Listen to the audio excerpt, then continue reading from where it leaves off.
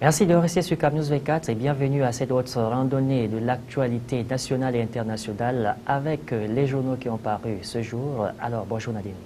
Bonjour Sadou, on va commencer par parler du journal Le Messager ce matin qui parle bien entendu de politique et des sénatoriales en titrant le RDPC suspendu à l'arrêt de la Cour suprême, bien entendu, comme d'autres partis politiques. La haute juridiction examine ce jour les recours en annulation de la décision du Conseil électoral d'Elecam rejetant certaines listes de candidats au sénatorial, c'est à lire à la page 5. Et la petite interrogation, va-t-elle désavouer Elecam en référence à la haute juridiction? Et puis le journal de la rue des écoles parle du Cameroun comme d'un couloir de transit pour les dictateurs déchus en citant Hissène Habré, Goukouni Ouédé, Félix Patassé, François Bozizé qui sont tous passés par le triangle national avant de s'exiler ailleurs. C'est à retrouver à la page 4 du journal Le Messager. Et puis on va parler de sport. Pour ingérence, la FIFA menace de suspendre le Cameroun. L'instance fêtière conteste ainsi la décision d'Adoum Garoua qui demande à la Fédération camerounaise de football de surseoir au renouvellement des organes. C'est à retrouver à la page 12 du quotidien Le Messager qui parle également de coopération ce matin avec une citation de Bruno Guin qui dit continuer à aider le Cameroun vers l'émergence. L'ambassadeur de France au Cameroun s'exprime en marge de la célébration des 70 bougies de l'Agence française de développement. L'article est à retrouver aux pages 6 et 7 de ce journal. On ne va pas se quitter sans parler de religion avec chrétienté au rythme du Triduum pascal, mariage, baptême, agape au menu de la fête de Pâques. C'est à retrouver à la page 9. Mais avant la célébration, place à la méditation et à la prière. On poursuit avec le quotidien Mutation Sadou. Où l'homosexualité est en ouverture ce matin avec les États-Unis qui font donc pression selon le journal de Xavier Messieurs sur le Cameroun. En prélude donc à la journée de lutte contre l'homophobie, le département d'État américain invite le gouvernement camerounais à dépénaliser cette pratique sexuelle contre nature. Sur la question, les autorités camerounaises insistent sur le respect du code pénal qui réprime donc cette déviance. Également à retrouver ce matin dans les kiosques avec le quotidien Mutation. Donc, vous avez la Cour suprême qui doit rendre aujourd'hui son verdict statuant comme Conseil constitutionnel. La haute juridiction va publier la liste des candidatures au sénatorial du 14 avril prochain. C'est donc à lire à la page 4 du journal de Xavier Messieurs ce matin. On ne va pas se quitter sans parler également de cet enlèvement de l'étudiant où les défenseurs des droits de l'homme se mobilisent. Le réseau de ces organisations exige la libération du cinéaste Richard Ndjimeli. C'est à retrouver ce matin au quotidien Mutation en page 5. Et puis donc la crise centrafricaine qui fait sortir le pape François II, le pape François qui se prononce donc, le souverain pontife exhorte les belligérants à l'apaisement. C'est à lire à la page 4 de Mutation de ce jour. On continue avec le billet hebdomadaire Ouest Littoral ce matin qui nous livre en exclusivité, selon le journal bien entendu, sénatorial au littoral, tous les détails sur le choix du RDPC, la composition détaillée des 6 listes en compétition, le nombre de conseillers municipaux originaires de la région de l'Ouest, commune par commune, 30% de conseillers originaires de cette région pour 14% des places, Kémajou, l'inconnu rescapé de la dernière heure. C'est donc à retrouver dans Ouest Littoral, livraison de ce jeudi.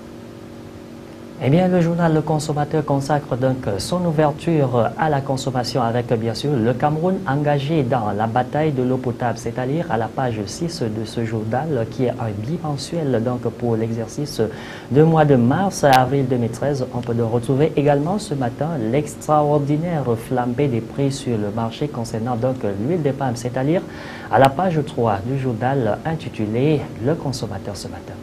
Passons à présent en revue les journaux parus à l'étranger. Voilà, avec Aujourd'hui en France qui titre ce matin « Adapter les horaires des entreprises au trafic, train bondé, l'idée choc de la SNCF pour tenter de mettre un terme à la surcharge des trains aux heures de pointe. La SNCF souhaite donc s'accorder avec des entreprises pour qu'elles décalent les heures d'embauche des salariés. On va également parler des soldats français sur la trace des djihadistes au Mali. Les troupes françaises doivent faire face à des combattants très entraînés et particulièrement déterminés. Le reportage, c'est donc à retrouver à la page 6 de Aujourd'hui en France. Eh bien, le Figaro également qui consacre sa une ce matin au pouvoir d'achat des Français avec donc en titre le pouvoir d'achat victime de hausse des impôts. Le pouvoir d'achat donc victime de hausse des impôts. L'INSEE a révélé hier que le pouvoir d'achat des Français s'est contracté de 0,8% au quatrième trimestre 2012. L'étude précise que la forte hausse des impôts est le principal facteur de cette baisse. La plus forte fiscalité de 2013 pourrait affecter davantage les ménages. C'est à retrouver à SPA en page 24-25 un décryptage sur cette hausse des SPA des impôts sur le pouvoir d'achat des Français.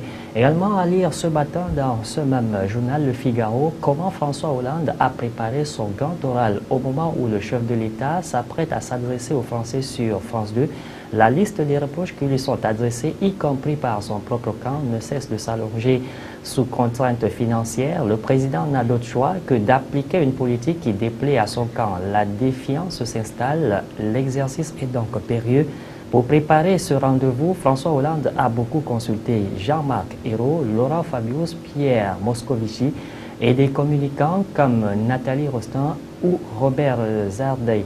Mais il est aussi gardé au temps pour trouver seule une réponse crédible à la question clé de ce soir. Comment rassurer? Interrogation à retrouver donc en page 2 et 4 du journal Le Figaro ce matin. On va continuer à parler de la baisse historique du pouvoir d'achat en France en 2012, cette fois avec le journal Le Monde qui en parle. Le pouvoir d'achat a baissé de 0,4% l'année dernière, soit le premier recul depuis 1984. Selon l'INSEE, au quatrième trimestre 2012, le produit intérieur brut s'est replié de 0,3%. Dans ce contexte de croissance nulle, le chômage s'approche du record de 1999. L'article, c'est à lire à la page 10 du journal Le Monde. Décidément, cette histoire de pouvoir d'achat intéresse plus d'un en France, avec également le journal intitulé Les Échos qui revient ce matin avec un titre « Pouvoir d'achat, un recul inédit ». Eh bien, un recul inédit en 30 ans. La marge, ou du moins les marges des entreprises baissent encore et sont à leur plus bas niveau depuis 1980. Hollande est sauvé de répondre aux inquiétudes des Français ce soir sur France 2. C'est donc à retrouver en page 9 de ce journal Les Échos. À lire également ce matin dans Les Échos, Chypre fait vaciller les marchés européens. Alors que Wall Street bat des records, les places de la zone euro décrochent. Eh bien, retrouvez le décryptage en page 6 et 26, assorti de l'analyse en page 9 dans Les Échos de ce matin. Voilà, et c'est donc avec ce journal qu'on va mettre un terme à cette autre édition de la Revue de la Presse pour ce jour. Et on se retrouve demain.